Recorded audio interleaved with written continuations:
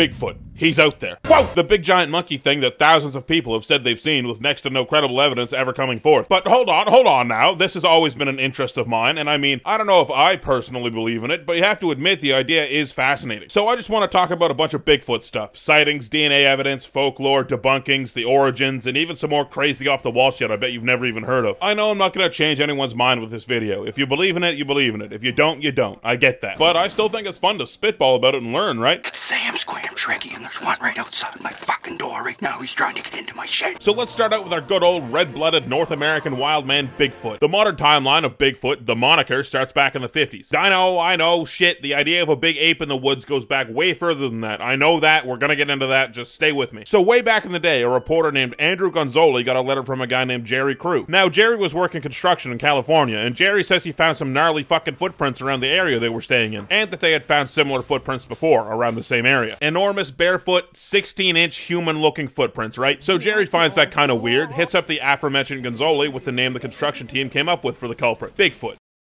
Seems to check out, makes sense. Gonzoli prints the story, not thinking much of it, just an interesting read. Pretty innocuous, you know, not a crazy story. Psych, America's enraptured with the idea of a wild man in the woods, actually. That's where the idea of Bigfoot started, and that's where the name came from. Since that hot story dropped back in the 1950s, the idea of Bigfoot has changed a shade or two. It's not so much a wild man in the cultural mindscape now, the idea is more ape than man. And more ape than man implies there's more than just one of these things out in the woods. It's a species. Some people say Gigantopithecus, a long-lost enormous fuck-off ape that lived about 100,000 years ago in China, not Cali. But with the Bering Land Bridge about 20,000 years ago and a little cardio on their part, I mean, shit, yeah, it could be. Okay, so Gigantopithecus, maybe not. But animals, including monkeys, every damn year. And just for the record, I'm gonna call Bigfoot a monkey like a lot in this video. I know apes and monkeys are different. I just like saying monkey. People know what I'm talking about when I say monkey. You're just gonna have to deal with it. Anyway, back on track. It could just be a giant 8-foot monkey that science has never found in the forests of the Pacific Northwest. And also nearly everywhere else in the Americas that we've never found conclusive DNA evidence for, like a pile of shit or hair or a carcass. Now, with me saying all what I just said, you must be thinking I'm pretty skeptical, and I am, but fuck man, you know how big the woods are? You know how often you find a big animal skeleton in the forest, like a bear or a cougar? Almost never. They literally go and hide when they're gonna die, and that's a day one fact, bro. And with a potential giant ape that has managed to stay undetected by humans, they gotta be pretty smart, right? They can hide a body. Actually, Bigfoot's intelligence stat is pretty high. No, get out of here, Tearzu. You can't talk about a fucking animal on this website without Tearzu showing up. Fuck. Alright, where was I? Maybe they even developed burying their dead like we do. And like elephants do. What the fuck? Elephants bury their dead? Okay, I guess that's in my brain now. There's an awesome set of episodes of Survivor Man with Les Stroud where he talks about Bigfoot and the possibility of it existing. And he's just as skeptical as I am, but he's been in the woods and he's experienced some shit he can't really explain. And that's Les fucking Stroud, baby. He's the real deal. He knows what he's talking about when it comes to the outdoors. And on the idea of Bigfoot being able to hide, well, I think he put it best. No matter how much I lament the loss of prime, beautiful, and pristine habitat, and I do.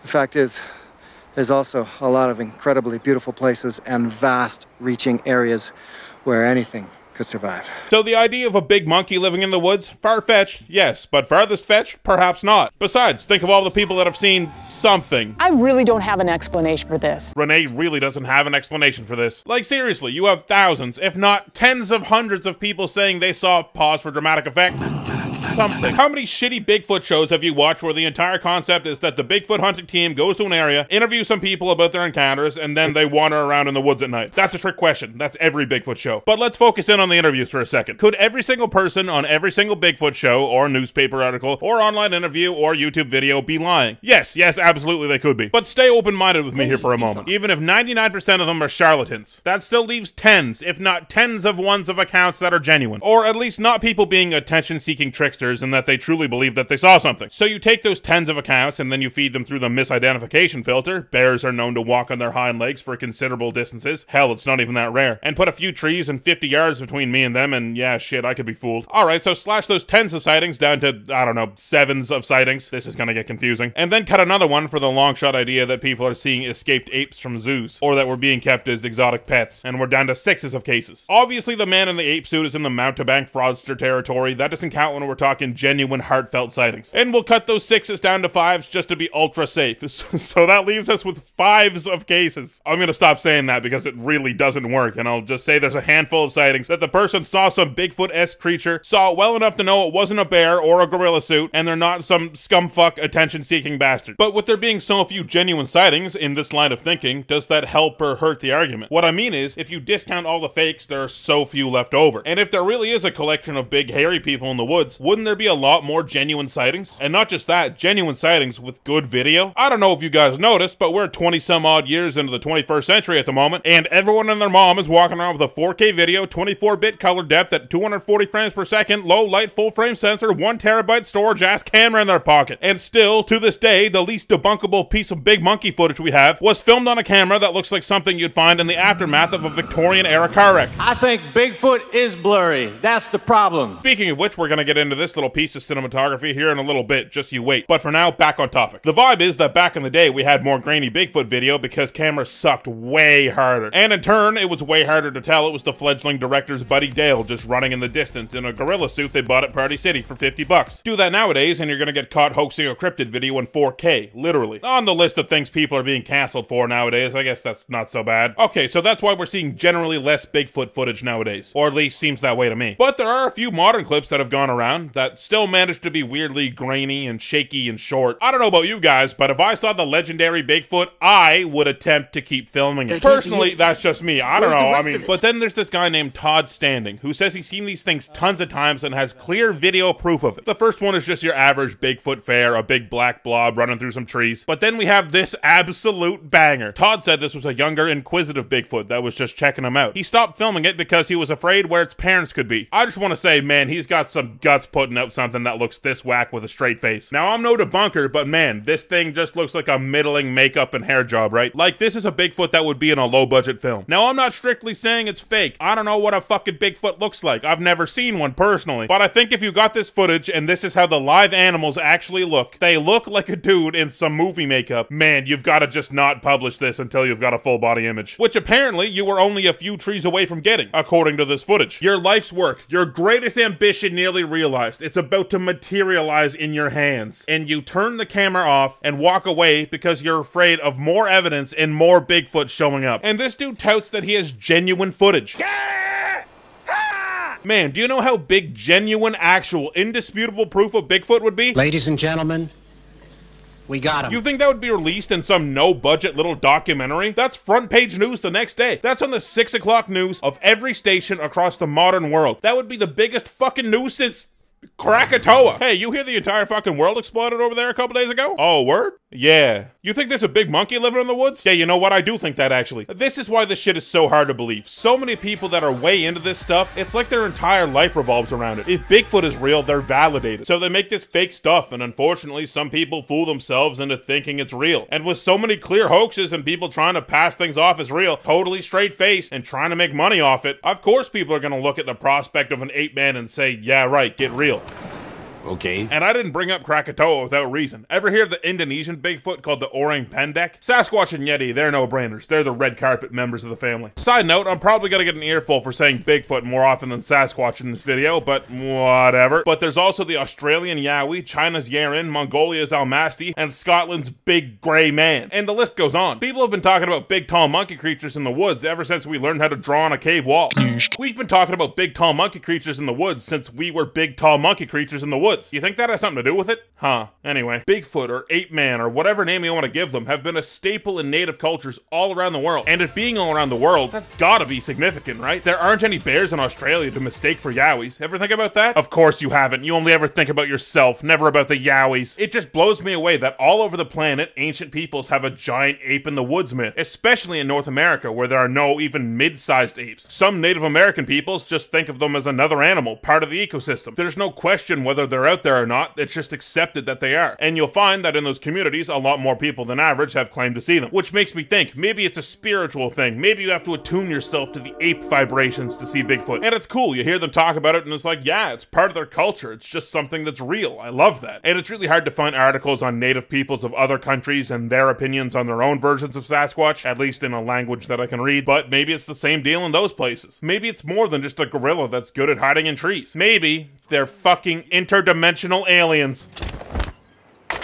What? And I'm not even fucking kidding around. People are straight up starting to believe this. You see, apparently a lot of the Bigfoot hotspots are also UFO hotspots. Alright, so people obviously draw a correlation there. If Flying Saucer and Bigfoot are in the same spot, maybe they're connected. Makes sense. I can see where they're coming from on that one. There's even a few special effects that apparent alien Bigfoot encounters have, like seeing orange flying orbs beforehand, and big flashes of light in the woods. But the really wild shit is the interdimensional shit. Now, I'm pretty open-minded, I like to think, but this is a little far gone even for me. Some people think that the Sasquatch species lives in a parallel world or higher dimension than us, and they can choose to cross over and back whenever they like. And this solves some of the classic Bigfoot quandaries. Why haven't we found a body? Why can't anyone get good footage of the damn thing? Why is it that people only seem to have fleeting encounters? Well, obviously, it's because they're able to open wormholes to another fucking dimension at will. Maybe that's what the orange orbs are. And this obviously implies that Sasquatch are smarter than us at this point too. Fuck, they've cracked at least physics-defying spaceflight, and at most, interdimensional travel. Then why the hell did they choose to cross over into our world and then just stand around in the woods? I don't get it, man. Can't they do that in their world? The Sasquatch conundrum has attracted all sorts of people with all sorts of mindsets, clearly. But all this adds up to being wild postulation and pseudoscience for the moment. What about cold, hard, unfeeling, non-pseudoscience? Some people are even calling it just science nowadays. Sometimes you hear they found some nearly human DNA that they can't explain in the woods. That looks like it's something from a primate. Well, whenever I hear that, I wondered just who's saying that, so I looked into it. In a paper published by the Royal Society Publishing in 2014, a team of scientists led by Brian Sykes of Oxford University DNA sequenced 30 hair samples that had been historically related to, quote, anomalous primates. Man, the science crowd always finds a way to make it sound official, don't they? So they sequenced all these notable pieces of what was supposed to be, at the end of the day, Bigfoot fur from all over the world. And what did they come up with after their rigorous testing? Polar bear, brown bear, horse, cow, sheep, tapir, black bear, raccoon, porcupine, wolf, white-tailed deer, human, and whatever a sero is. Here it is. Here's a sero. It's a goat thing. And here's all the people that put their name behind those findings. On the flip side of the coin, there's actually a paper published by a Dr. Melba S. Ketchum, who doesn't have a PhD in genetic sciences. She's a veterinarian, but she runs her own genetics lab. Am I reading this shit right? So she said she had successfully sequenced 3 nuclear genomes of confirmed, undocumented, raw ape from North America. Pretty incredible, right? Find of a lifetime. Culturally significant, some might say. So it's 2009, and Melba's cooking up a fucking heater of a paper. This shit's gonna turn the world upside down. But the paper gets delayed, and then she's not showing up to events she's supposed to speak at. And then the paper gets delayed. And then she says her paper has double-digit co-authors. And then the paper gets delayed. And then she starts posting online about how she's seen a family of 5 gentle Bigfoots with her own eyes. Ketchum's lab is closed and it's up for lease. It's 2012 at this point, and the wheels had fallen off the cart 10 miles back. The paper finally comes out, and it reveals they had found 3 samples that came back to have identical mitochondrial DNA to humans, but the nuclear DNA was described as a novel, unknown hominin related to Homo sapiens. It's always the nuclear DNA. That's where they always get you. So we don't live in a world with confirmed Bigfoot, so something obviously has to be screwy here. Ketchum, upon peer review, is the closest thing to scientifically posterized as possible. Keep in mind, Ketchum sequenced many samples, but was really proud of the 3 banging nuclear ones. The peer review revealed more than one of the samples being DNA from your classic black bear. Another sample was misgrouped, so I guess that one's just fundamentally off the table. However, some of the samples look promising. Some of the mutations were rare among humans, but common in other primate species. Seemed like they might be onto something, but it was then revealed the samples were almost certainly contaminated with human DNA from Ketchum's team. Fucking come on, Melba! Basically everything that ever could have been wrong with the evidence was. Okay, so Melba's a bust, Sykes is out here crushing dreams, but there might be hope yet. Now stay with me here, I'm gonna lose you, but I'm gonna bring you back. The show Expedition Bigfoot says they found some proper fucking Sasquatch DNA, and you cannot tell them otherwise. And yes, that's one of those fucking wander around in the dark and look for a big monkey shows, but hear me out. Delete that comment you're about to post. The thing is, they got a really reputable eDNA scientist from the University of California named Miroslava, and I'm not gonna try and pronounce her other names, but here they are. And according to her, she says that shit hit just right. She says that it's legit. Now, those findings haven't passed any peer review that I can find. This shit takes a while, but perhaps the hope is still there. Maybe. Don't pull a Melba on me, Miroslava. I don't think I can handle another betrayal. Alright, asterisk, cracks knuckles, asterisk. Let's get away from all the academics. You're here to talk about an ape man. You want some juicy stories and sightings. Fuck the logic. You want monkey. I get it. Trust me. Like a guy named Albert Osman said he got kidnapped by a whole damn family of Sasquatch back in the 1920s and stayed with them for nearly a week before escaping. That's been an endearing one, almost 100 years old, and you still hear about it. It's one of those ones where he said he didn't think anyone would believe him, but he came out after the name Bigfoot was coined and people started talking about the topic more. Didn't feel like such a kook at that point, I guess. Oh, and then there's the one with the wounded Bigfoot from something called the Battle Mountain Complex fire in Nevada in 1999. Apparently, around 20 firefighters found a seriously burned Sasquatch while fighting an enormous wildfire campfire. It's said they surrounded it and caught it, and it was too hurt to really do anything, so it just accepted that it was caught. A veterinarian and doctor were on site, and apparently the vet let the doctor do most of the work because the animal was nearly human. So much so that everyone that leaked info on the encounter said it was sort of a strain of human rather than an ape. Shit. But yeah, they had to leak it is the thing. Apparently some sort of shadowy government enforcers showed up and told everyone to never talk about it. And the higher-ups in the fire department agreed for equally shadowy reasons. Which is a whole other branch of the Bigfoot lore, that there's this enormous conspiracy orchestrated by the powers that be to keep them just a myth, even though they really are out there for some reason. We're not going to get into that today, but just know that is a school of thinking. So anyway, the injured Sasquatch is stretchered into the back of an unmarked truck. Apparently an ambulance wouldn't be low-key enough for the underground Bigfoot medical operation, according to the story, which doesn't make a ton of sense to me. It's an ambulance. Who's gonna know who or what is inside of it? But the Bigfoot is shipped off to, quote, some hospital or university somewhere for medical treatment, and that's the last anybody hears of him. That's a pretty novel one, at least. Better than the thousands of the I saw him walking in the woods stories. But it'd be a lot better if the article I read about it wasn't riddled with spelling errors. Kinda lessens the impact or validity somehow, you know? Or the time a bunch of gold prospectors on Mount St. Helens, back in the 20s again, said they were attacked by a tribe of Bigfoot. You see, apparently they saw 3 or 4 Sasquatch walking in the woods, so in classic big, tough 1920s man fashion, one of them decided to blow one of the Sasquatch away. So that night, all the lads are sleeping. Job well done, boys. Killed a monkey today. Right home to the wife about that one. Then suddenly their cabin is assailed on all sides by huge thrown rocks. It's the weird fucking ape people. They're back, and they understand the concept of revenge. They absolutely pepper the cabin with huge thrown rocks before eventually just attacking the cabin walls by banging on them and throwing themselves into it. The story varies, but apparently the prospectors bravely fought back all the way until daybreak, upon which, of course, the wild men fled on some vampire-type beat. That took place in a little place called Ape Canyon, and it was named that because of this story. Now, I'm just highlighting the crazy stories here. Of course, you have all the mundane ones where a Bigfoot was standing on the tree line and then he ran away, from countless credible to semi-credible sources. But I've been saving the best for last. The famous footage that really put Bigfoot on the map. The footage that some still say is the most convincing Bigfoot film more than 55 years later. The Patterson-Gimlin film. Alright, let's get the basics out of the way first. This grainy few seconds of a purported Bigfoot was filmed by Bigfoot hunting enthusiast Roger Patterson and his buddy Bob Gimlin in 1967. It was actually filmed in Bluff Creek, California, which isn't far at all from the story I started the video off with